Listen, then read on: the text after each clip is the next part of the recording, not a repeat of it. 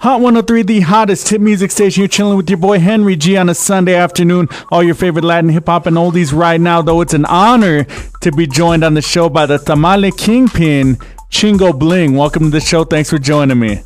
The one and only Ghetto Vaquero, the Masa Messiah, El Rey de Foreplay, the Mike Jordan of the accordion, the Tamale Kingpin, the Versace Mariachi, Chingo Bling. ¿Qué onda, Henry G? Thanks for being here. Let everybody know what the typical Sunday afternoon is like for you. I'm a traditional Mexicano. I like to get the grill out. I like to dust it off because, it's covered in diamonds, my barbecue grill. We like to throw some fajitas on, throw on some corridos, maybe wash some of the slabs, make a little pool party, just do it big. Por favor, believe it. Now, who did you grow up listening to and what inspired you to pursue a career in the music industry?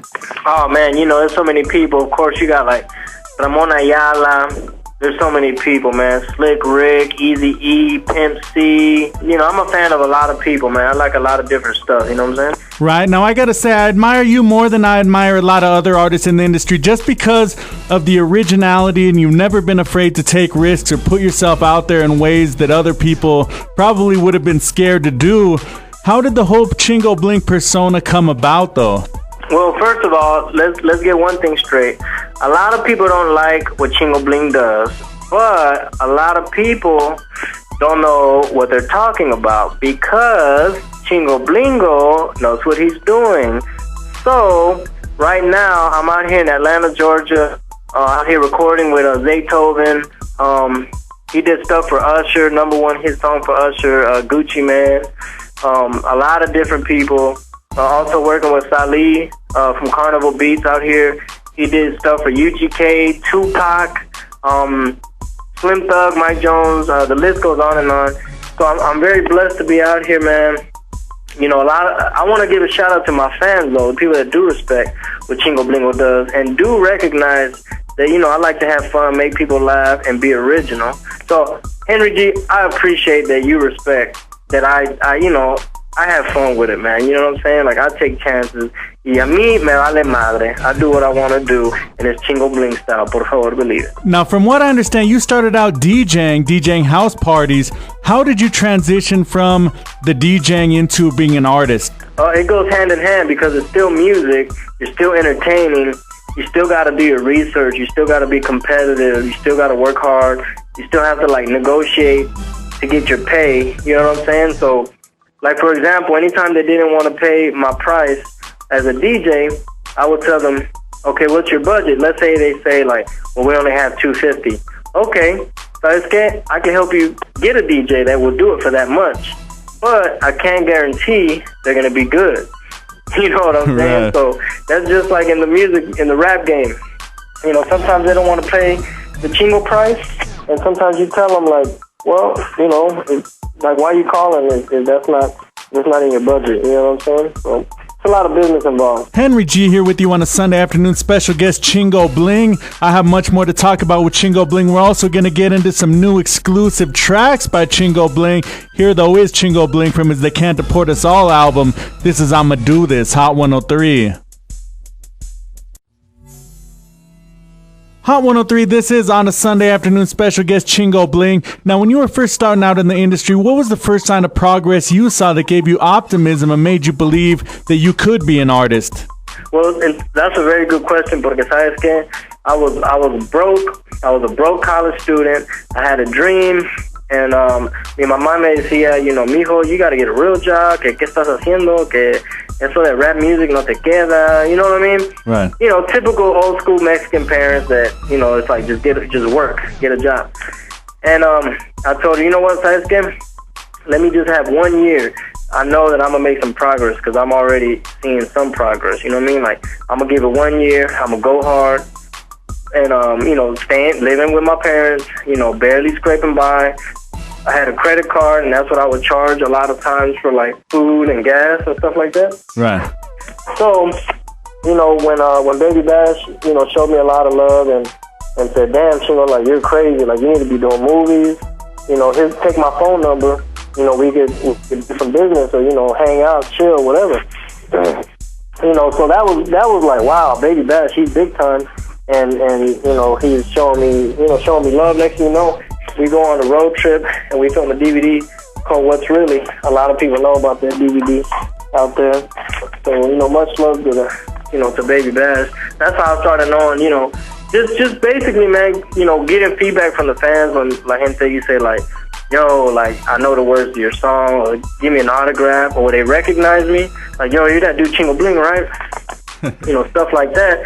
That's how I knew, you know what, I need to stick with it. Right, now I saw a video of you a few years back. You were named Artist of the Year at the Texas Latin Rap Awards, and you delivered a message when you received that award about being original and staying true to yourself. Do you remember that message? If so, would you mind repeating it for all the listeners out here in Las Cruces? Yeah, at the end of the day, man, you just have to remember that, you know, whether you know, I don't want to get religious or nothing, but the person, you know, the man upstairs, God, or the creator, or whatever you believe in, you know, you're in this life, you know, you have a purpose, and there's nothing.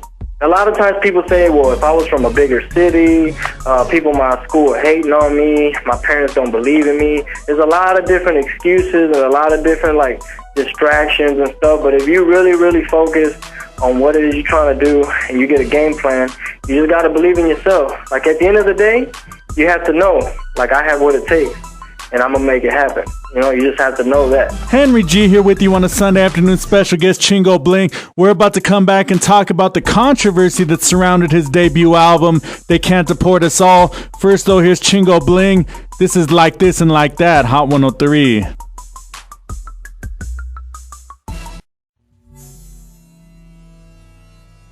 From Chingo Bling's debut album, They Can't Deport Us All, that's Like This and Like That, Hot 103, the hottest hit music station. Now, there was a lot of controversy surrounding your debut album. What were some of the issues that you touched on, and why did you feel it was important at that time for you to talk about those issues? Well, for one, my parents are from Mexico, and I represent, you know, what I believe in. I represent what I stand for.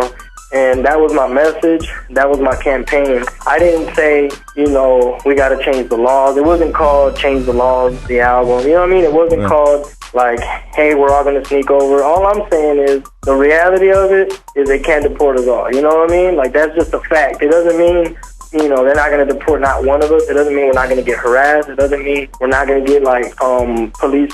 I'm gonna say I'm profiled, racially profiled. Like, out here in Atlanta where I'm at right now, like July 1st, they have a new law coming out. I think it's called like HB 87 or something. Really, it's kind of like the one from Arizona, the SB, I think 1070 is called.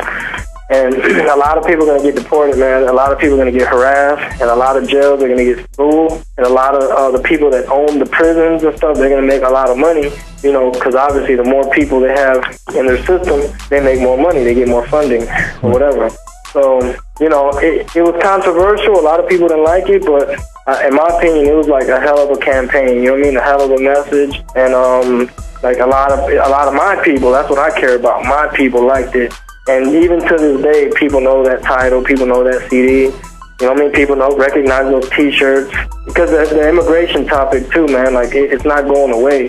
It's still a real important issue in our community. It's still a real hot topic. Now, from what I understand, there was a lot of pressure on you to change the title of the album, and you also received some backlash for releasing the album with the title. What was some of the backlash that you received, and how much pressure was there on you to change the name of the album? Yeah, I mean, see, look, for example, that goes to show how powerful of a message it was, because that album came out like probably 4 years ago, and here we are doing an interview and like still talking about it. And some of the things that happened that were like so dramatic were like, I had a taco truck parked on the side of the highway at a flea market. I had an agreement with the people from the flea market to park it there, so it was like a billboard. It said They Can't Deport Us All on it, and on the other side had like me, had Gleto, had ChingoBling.com, like Tamales logo. But it got shot up, it got like vandalized. Like, we would go over there and repaint it, because they would take out the T, it would say They Can Deport Us All. They just messed with us, you know what I mean? And my dad would try to go over there and cruise the parking lot and keep an eye on things. And long story short, they towed it illegally, and then they ended up stealing it, I think, by towing it. And so, you know, that's life. It wasn't fair. And it just really, at the end of the day, the lesson and the reminder was that even though we're here, like, you know, we're 2011 today, this year 2011, but, you know, we've made a lot of progress, But at the end of the day, man, like racism is still real, prejudice is still real, and I'm not saying we should go around huffing and puffing and crying and complaining and whining, because that's not what I'm about, and that's not what my people are about. My people are just about minding their business and working hard and trying to provide for their family a better future for their kids. You know, it just shows that there's not always, you know, equality, there's not always respect, and that's unfortunate. But, you know, we just got to keep it moving, and we just got to get our business right so that we have more power. You know what I mean? We have more say. When you're able to control your dollars and your spending, your buying power, and you know, if you have the right to vote, you know what I mean? Like, if you just, más organizados, you know, if you're just more organized, right, you're able to, like, communicate and get your information. You know what I mean? There's more newspapers owned by us. There's more, like, TV and radio programs that we control. Henry G here with you on a Sunday afternoon. Special guest Chingo Bling. We'll be back to wrap things up. Here, though, is Chingo Bling with Dirty J. This is Slow Down, Hot 103.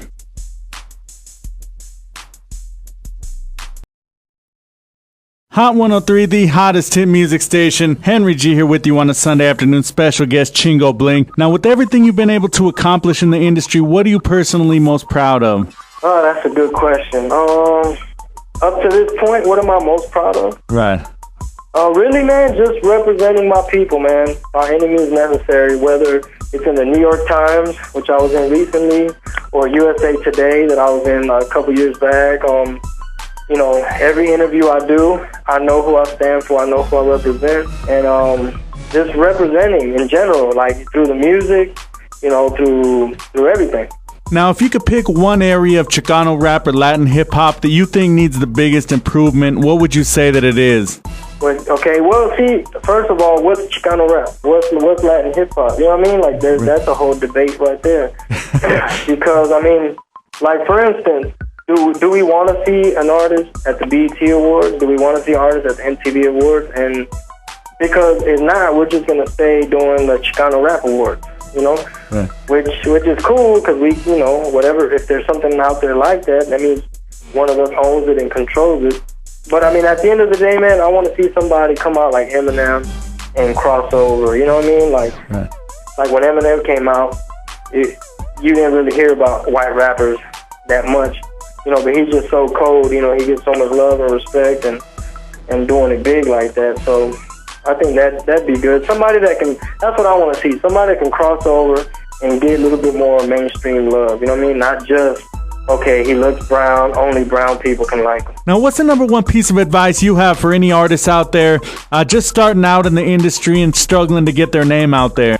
Okay, number one, nothing is given. You have to earn it. You have to earn everything. You can't expect that just because you took time to record a demo, just because you made a mixtape, just because you recorded an album with your homies, doesn't mean people are required to care or give a damn.